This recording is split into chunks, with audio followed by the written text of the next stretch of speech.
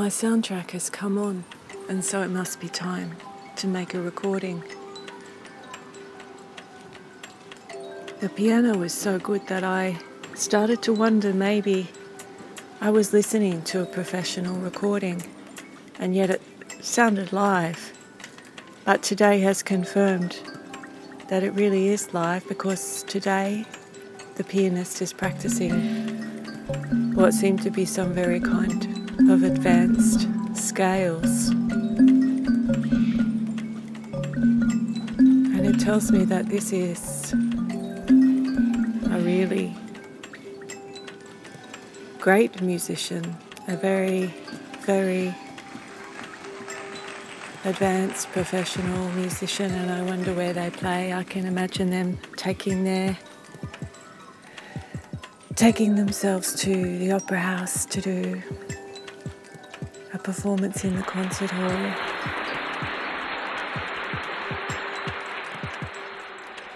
And I think how I would love to go and see one of those concerts, and that I put it on my wish list of things I would like to do, and my account that I set aside to save for special events. Number one of the special events will be to learn how to go on the sea kayaks. And I spoke to a man at Lavender Bay. I think his name was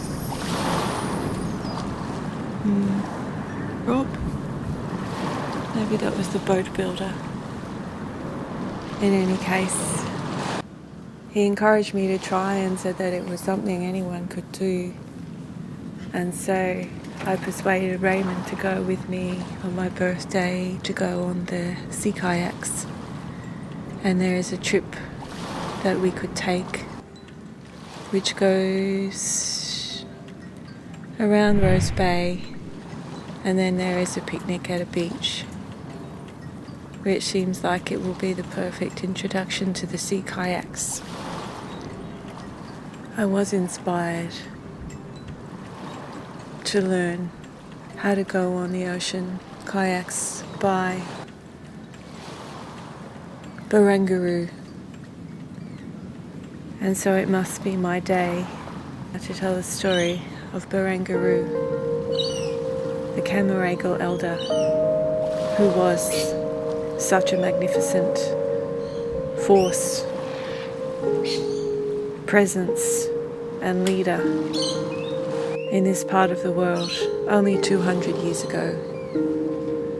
And yet I did not know who she was until I moved back here. And I kept receiving signals from country to pay attention to Barangaroo. The first of these came, well, I guess the first was me being quite mesmerized and somehow drawn to meditate and pray in alignment with this big tower. And I wondered why, because I thought this is a casino, this is not something I wish to associate with. And yet the tower, although I jokingly called it a big penis, I actually could see that it was more serpentine and more feminine in form. In a way, the way it twisted around itself, almost like strands of DNA. This building was quite organic in form and beautiful. And so after I walked around the area, I begrudgingly conceded that perhaps these people who wanted to build a giant tower, I could accept that they had then put money towards the redevelopment of that part of the harbour to clean the harbour up and to re-beautify the harbour, which really they had well achieved in collaboration with the government. And so I still frowned upon this collection of money through this casino. I wondered about money laundering, all kinds of things. and the government's dependency on gambling money, and all those things were still there. But I also acknowledged that a lot of work had been done to clean up the harbour around its western side, and also that the tower was named Barangaroo. I didn't know this was a person. I associated the name with the street where I spent my childhood here in Sydney, in North Balgowlah, because my grandparents, William and Faith, they lived on Barangaroo Street, North Balgowlah. And so I did have some affinity with this tower for different reasons. But the real connection came the day, it was a rainy day, like it is today, but it was winter time, and I decided to go exploring on the ferry. I would just, when I first arrived here, jump on the ferry and see where it took me, and then get off and walk around to explore the different locations that I could reach.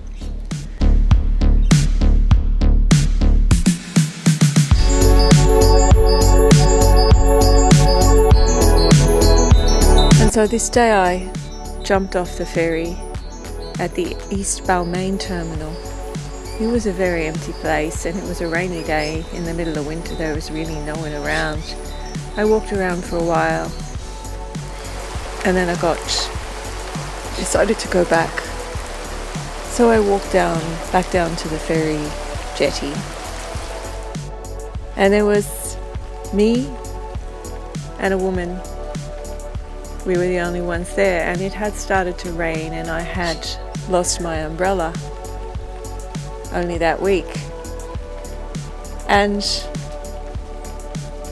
I noticed that there was an umbrella left seemingly abandoned here on the ferry wharf, jetty, pontoon. I'm still learning these ferry words: jetty, terminal, pontoon, whatever the word is.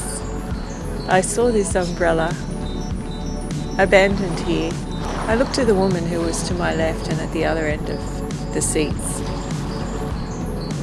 and then I looked to my right where this umbrella was leaning against the seat I was sitting on.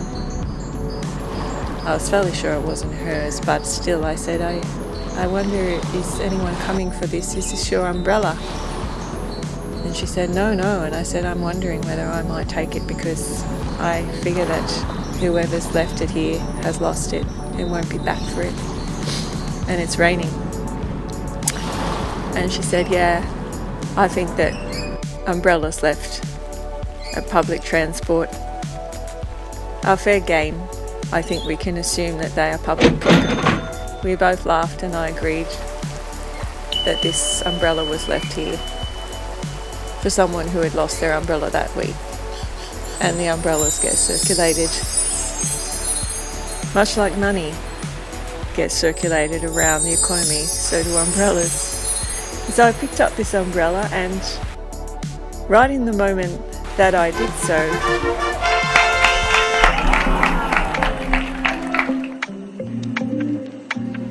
fish started leaping out of the water in front of us, and in the same moment, a magnificent rainbow appeared right in front of us. It was like something from a musical. It was like something from a camp musical, because there was me and this woman, and me holding this very pretty umbrella, actually, with the clear plastic so you could see the light and the view through the umbrella. The light came through, so it was perfect for rainy days. It did not block the light coming through.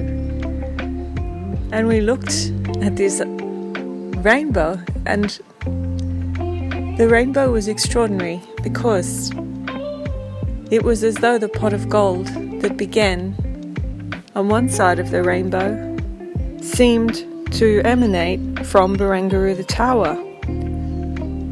The rainbow literally began at the tower. It was as though the rainbow was coming out of the glass at the base of the tower, and then its arc continued across to land at the south pylon, of the Sydney Harbour Bridge.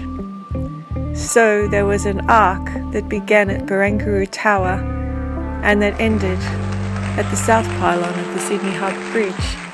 And it was not only that, but then the arc continued because the shape of the arc was exactly the same, a mirror image, reflection of the actual shape and dimensions and angles of the arc of the Sydney Harbour Bridge. And so we saw two arcs, one travelling from Barangaroo to the south pylon of the Sydney Harbour Bridge, and then another arc travelling from there over the harbour to the north side, and where the second arc landed on the north shore of the Sydney Harbour, actually back where I was now living. We looked at each other and we both began to laugh with a kind of childlike joy, really, because it most certainly felt like a sign. We both said, must be a sign that this umbrella is meant for me and that it's okay to take the umbrella. And now as I tell the story, I see as a nod and a wink from Barangaroo the idea of the money circulating around the economy through her building. She is ensuring this is occurring, including money to clean up the harbour. It was as though her legacy and her will was being carried out through her energy and her name applied to this building. I did not know about Barangaroo at the time, however. I did not know she was a woman. But I did know that this was quite an extraordinary scene, and I wished I had a camera. At the time, my companion stopped and took many photographs, but my battery was flat in my phone, so I didn't. But I'll never forget this image that I would like to paint. This image of the double rainbow, one from Barangaroo to the south pylon of the Sydney Harbour Bridge, and the other rainbow from there across to the north shore. And this image stayed with me as I connected with this place and I learned more. And I soon discovered why this was so deeply significant that I should see this vision, because the story in connection with this vision ran extremely deep, very deep indeed. This was a vision of grounding in country, and the pot of gold at the end of that rainbow is the one I am now opening up